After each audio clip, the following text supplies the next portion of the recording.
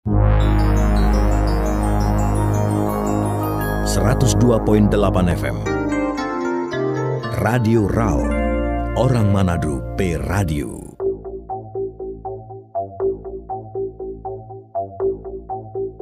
Ini kebijakan ini kita juga pribadi terkejut karena sepanjang sejarah kita berdinas di PD Pasar, katakanlah kita cukup senior lah kalau di level pimpinan kepala bagian. Kalau boleh tahu Pak, udah berapa lama ya di PD Pasar sendiri? Itu sudah jalan 11 tahun. Kita kaget dengan kebijakan yang dikeluarkan oleh Dirut dengan alasan katanya masa pandemi. Tapi anehnya di masa pandemi itu kebijakan itu sudah dilakukan, bahkan untuk mensiasati itu agar supaya tidak ada merumahkan karyawan secara lebih besar. Direksi pada saat itu membuat kebijakan untuk pemangkasan gaji untuk mensiasati ini defisit anggaran kan, pendapatan yang lagi anjlok. Dan itu sudah dilakukan.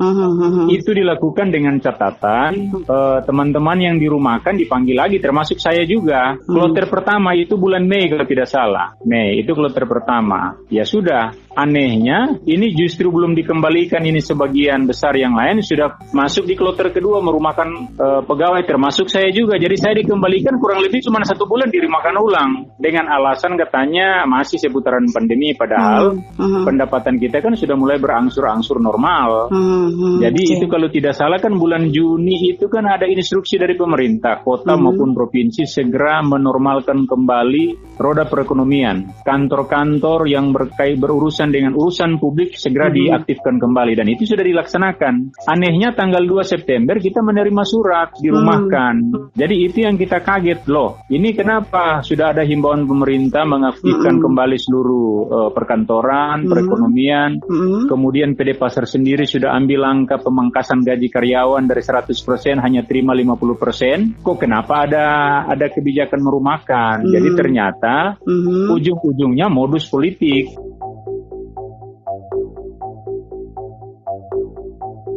Nah, modus politik. Jadi dasar itulah sehingga kita lihat ini ada hal yang tidak benar. Kita dengan teman-teman langsung berini, ya udah kita lawan kebijakan ini. Kita tidak ada masalah pribadi ya dengan pimpinan atau dengan siapa saja. Jadi kita lawan. Kita lawan dengan cara apa? Ya menyurat ke Disnaker, menyurat ke Ombudsman, terakhir kita menyurat ke Polda dan Pak Presiden, ke Polda berkaitan dengan tindak pidana. Ini penyalahgunaan wewenang kan seperti ini. Kira-kira ada beberapa karyawan ya yang dirumahkan itu Pak? Itu kalau tidak salah karyawan dirumahkan ada sekitaran 30-an sekian. Iya. 30-an ya kalau saya tidak salah. Ini anehnya dirumahkan, tapi anehnya ada yang menerima karyawan baru.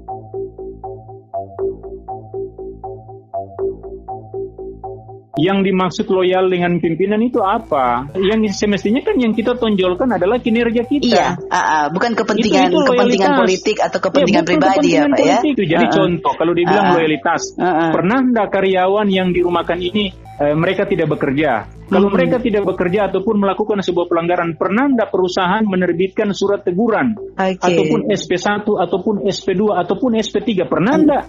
Kemudian, pemberhentian ini sudah melalui kajian sesuai SOP atau tidak? Atau hanya pribadi? Sesuai SOP tidak Pak? Ada mungkin ada SP1, SP2, SP3 atau barangkali enggak ada ya, Pak ya? Itu. Jadi tiba-tiba hanya dapat disuruh atau dirumahkan seperti itu ya Pak ya? Iya, ini modus politik murni. Untuk menguatkan argumentasi ini bisa dibuktikan dengan screenshot teman-teman dari grup resmi PD Pasar yang menghimbau bahwa seluruh pegawai PD Pasar wajib memasang foto salah satu calon wali kota di IFD maupun di foto profil pribadi WA. Ada teman-teman screenshot dikirim. Oh ada ya Pak ya? Iya, dan itu ada percakapan di situ. Kalau mereka abu-abu ya saya akan rumahkan seperti teman-teman lain. Ini gitu ada ya, Pak, ya? Percakapan.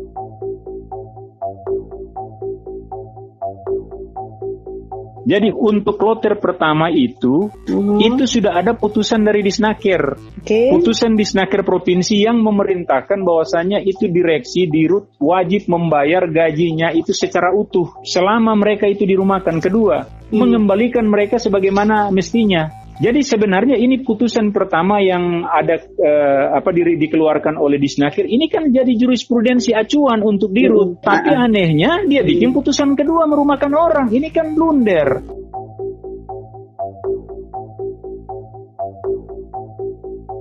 Ini orang-orang yang tidak berdosa dirumahkan. Ya sudahlah, kita masih bisa ngopi di mana-mana. Tapi kasihan teman-teman lain yang berharap cuman hidupnya di PD Pasar, istri tidak bekerja. Kasihan, kita juga sayang.